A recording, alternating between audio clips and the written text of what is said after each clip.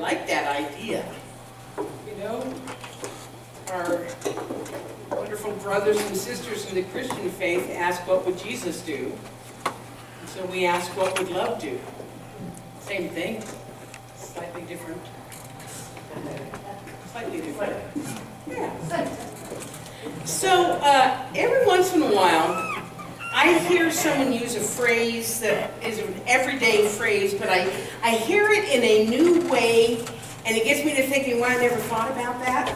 I don't know if it's that they say it in a different way, or whether I'm just always paying attention, because, you know, when you do 52 talks a year, you're looking for inspiration anywhere. But I get a whole new interpretation of a phrase that I thought that I understood. And that happened for me recently with this phrase, pay attention. You know, I know what pay attention means, right? It means that pay attention to what's going on in front of you, to be mindful, to look at what's happening, both literally and figuratively. I know this. And paying attention is a good practice for anybody. Keeps you safe when you're driving. You should pay attention when you're driving, right? Yeah. And walking, have you ever thought about the fact that you have to pay attention to where you're walking? Yeah, indeed, you know, meeting new people, trying something new. So we are doing this, we're paying attention all the time, but when we do it mindfully, it becomes a spiritual practice. It becomes a metaphysical practice. To pay attention metaphysically means to be mindful of what we think. To watch what we're saying and what we are listening to. Is this registering to you? Yeah? And to be aware of what it is that we allow into our thoughts, into our minds, into our consciousness. Because what we think about, what we say, what we listen to, what we allow into our consciousness, in other words, what we pay attention to, is determining what it is that we attract into our lives. The experiences that we are experiencing starts always in the mind and what we are paying attention to. So one of my favorite truth statements is energy flows where attention goes. Energy flows where attention goes. In other words, we are surrounded by this limitless, by this boundless creative energy, and it becomes form according to what we're paying attention to, according to what we're thinking about, according to our beliefs and our thoughts. Are you with me? Hello, are you out there? Okay, good. So that means that where we put our thoughts, where we put our focus, where we put our attention determines the experiences that we are creating, that we are attracting into our life. This makes sense. If this doesn't make sense, take Marjorie's Science Mind 101 class. I'm going to do a quote here from Ernest Holmes. He says life, and when he's talking about life, he's talking about life with a capital L. Okay? Life flows into everything, through everything. It passes into every human event and translates itself through every human act. If you learn to think of life as flowing through your every action, you will soon discover that the things that you give your attention to are quickened with new energy, for you are breathing the very essence of being into them. Wow! The things that you give your attention to are quickened with energy. You are breathing being into them, those things that you are paying attention to. So from a metaphysical standpoint, paying attention means being aware of the thoughts and the beliefs that you have and where you're putting your focus, because that very act of giving our attention is giving life to the thing we are focusing on. Wow! Can I get an amen? Yeah. Is this speaking to anybody but me? Oh man! So I have this story to tell you. There's this woman who goes to visit her son in another town. He's moved out, he's in another town, and they're having dinner, and she notices that he has a very attractive roommate. And so you moms kind of speculating about things, right? And the son says, you know, Mom, I know what it is that you're thinking. And he says, I just want you to know that Julie and I are just roommates. That's all. We're just roommates. So the mom then goes home. And about a week later, Julie says to the son, she says, you know, I don't want to say anything, but you know that silver ladle that we use for the soup? She says, it's been missing since your mom was here. And I don't know what to say about it, but, you know, it's not here. And he says, that's fine, I'll email her. So he sends her an email, and he says, Mom, our silver ladle is missing. Now, I'm not saying you took it, and I'm not saying you didn't take it, but the fact of the matter is, it's missing. And she writes back to him, and she says, son, I'm not saying you're sleeping with Julie, and I'm not saying you're not, but if Julie was sleeping in her own bed, you'd have found the ladle by now.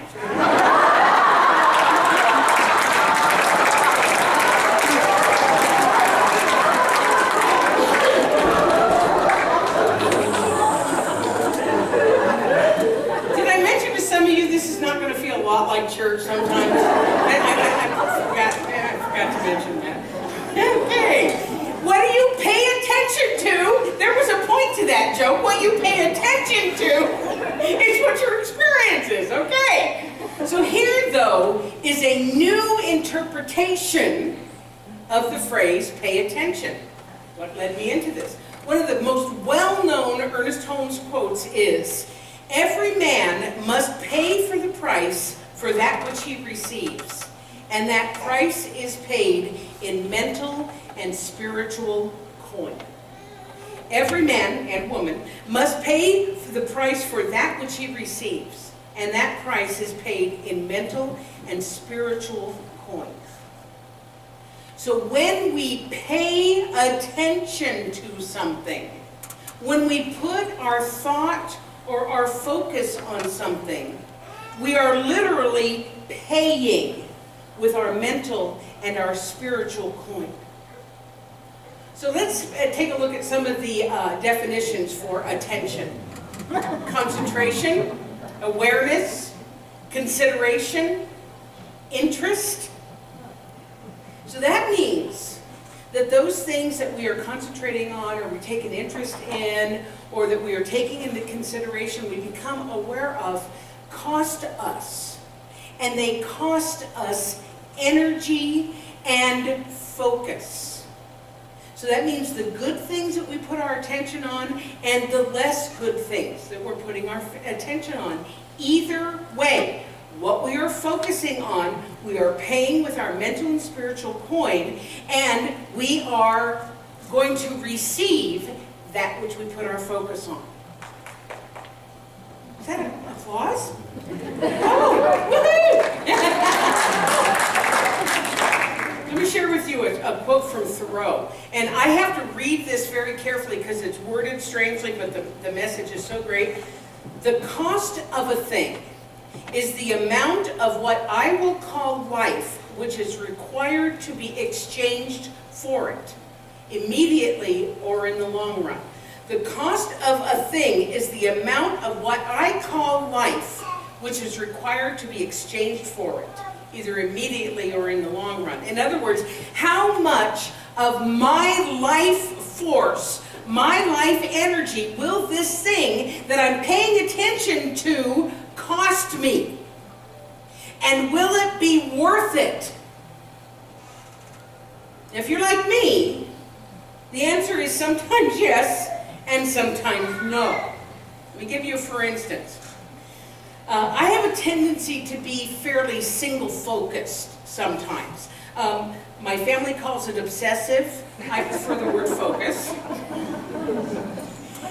When that single focus is directed on something that is exciting or life-affirming, then it is absolutely worth the mental and spiritual coin that I am paying for. For example, when I was working on my book, I have a book called Giving God a Good Time.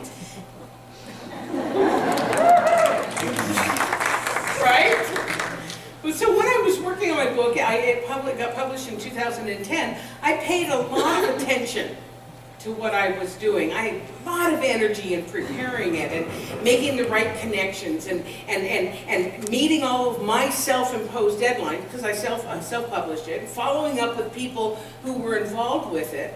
In addition, I spent a lot of time in my spiritual practice of doing affirmations and praying and meditating and visualizing the book. And so I was spending a lot of my spiritual and mental coin.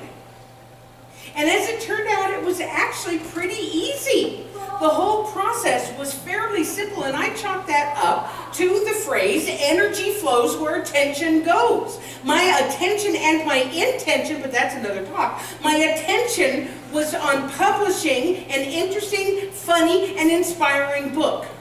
And so that's where the energy of the universe flowed into. And the result of that attention and that focus and that energy is a product, frankly, that I'm proud of. So in that case, the mental and spiritual coin that I paid during that time was absolutely worth it. However, the opposite is also true. I can use this very powerful, very single-focused mind and pay attention to things that don't necessarily serve me, and they don't advance my life experience in any way. Anybody? Anybody? Let me tell you what some of those things are. Jealousy, competition, comparison, getting my feelings hurt, becoming angry, misunderstanding, being stubborn, being judgmental. Now, I hate to admit it, but when I'm in that kind of a mood, with this strong, single-focused mind, I can go from 0 to 60 like that. Anybody else? Then I wonder why things are spinning out of control. And I wonder why I'm running into roadblocks. And I wonder why people are doing things I don't think they should be doing. Or even worse, people are not doing things I think they should be doing. In other words, I am paying with my attention, with my spiritual and mental coin, but I am not getting anything of value. I'm liking whatever's going on over here. And other than that person, you might be thinking to yourself, you know, this isn't very inspiring. I came here to be inspired. And here the minister, she's like copping to all this bad stuff. She's supposed to know better. And you would be right. I'm supposed to be know better. I have a lot of training and a lot of practice in paying my attention into the direction that I want. And I've shared this with you many different times. Sometimes I forget what I know. Sometimes I fall asleep. Does that make sense? Yeah. The good news is it happens less often, and it doesn't last nearly as long.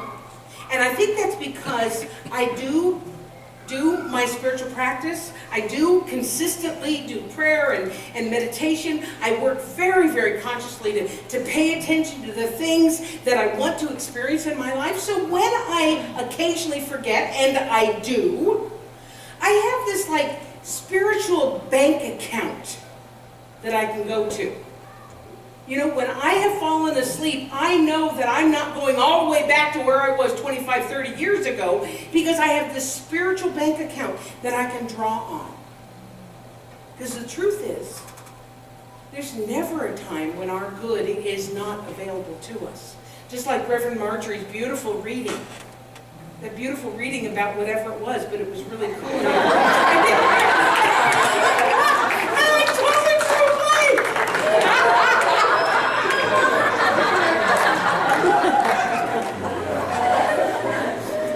Don't try this at home, folks. What was your reading about?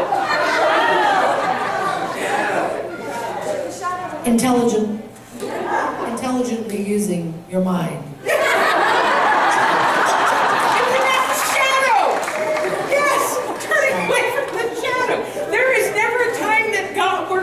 Withholding anything from us. So if we see our shadow, I can see my my shadow. When we see our shadows, because I've got my back to the sun, right? There is never a time when it is not available to us, because living this rewarding life is our divine birthright. It is the reason that we are here. We are here to give God a good time.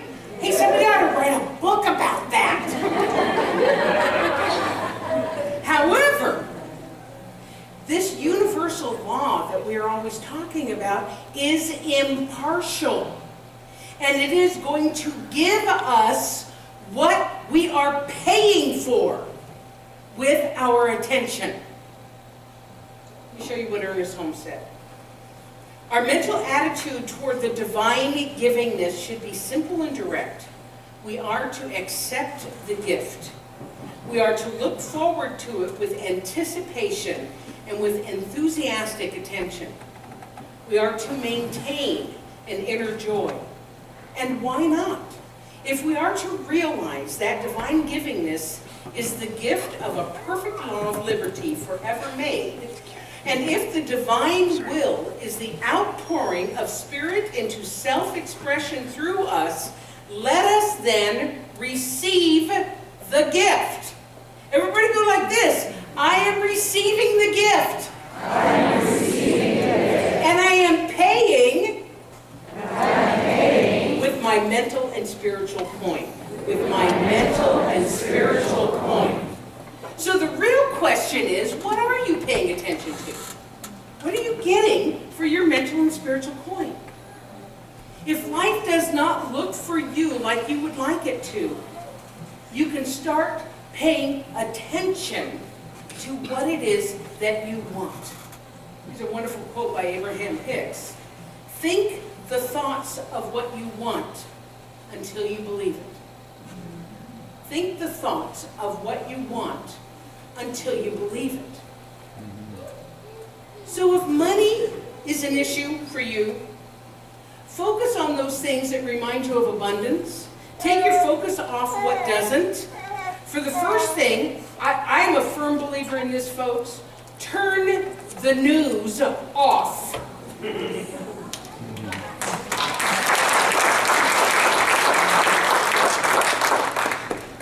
Turn on an inspirational talk instead.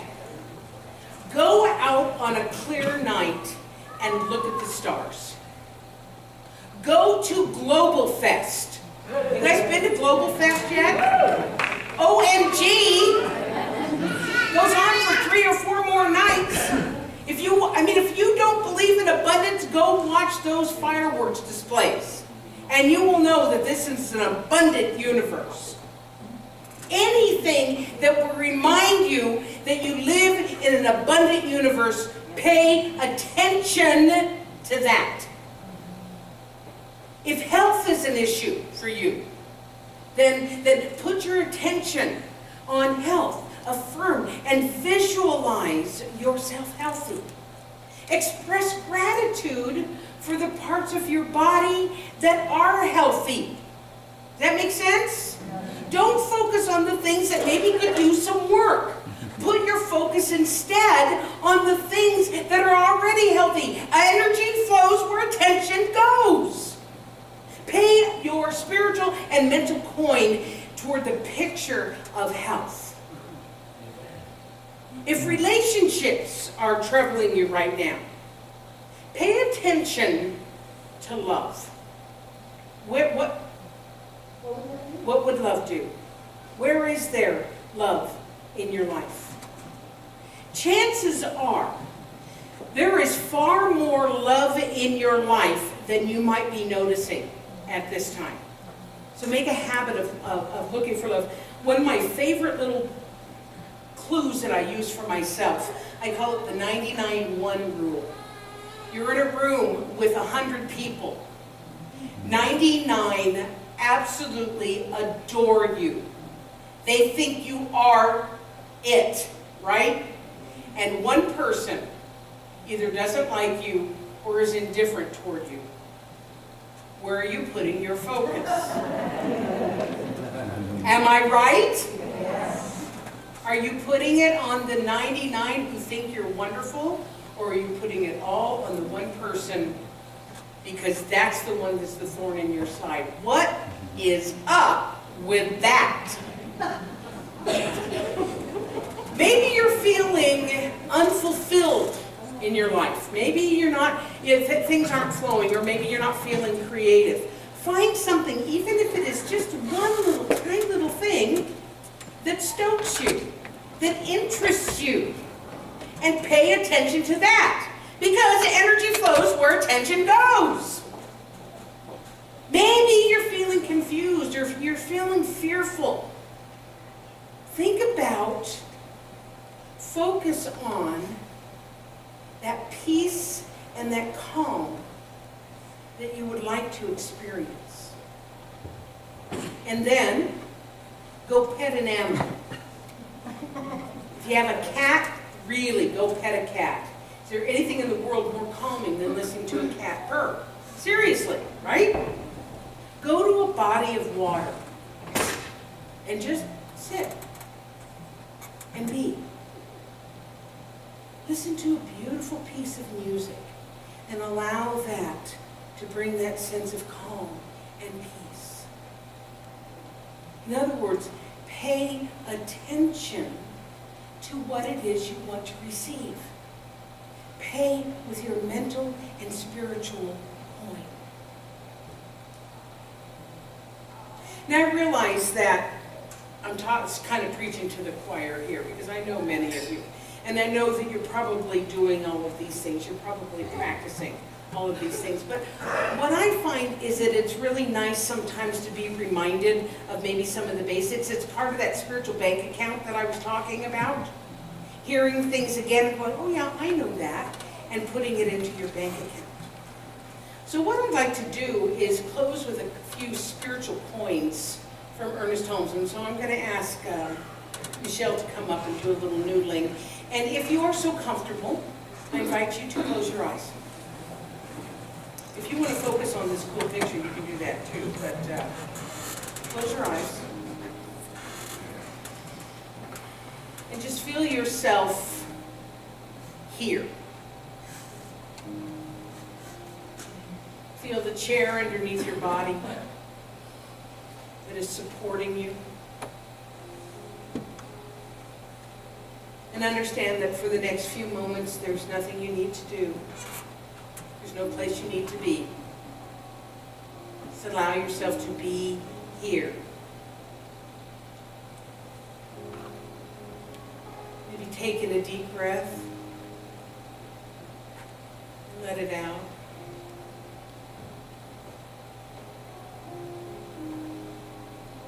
These are a few phrases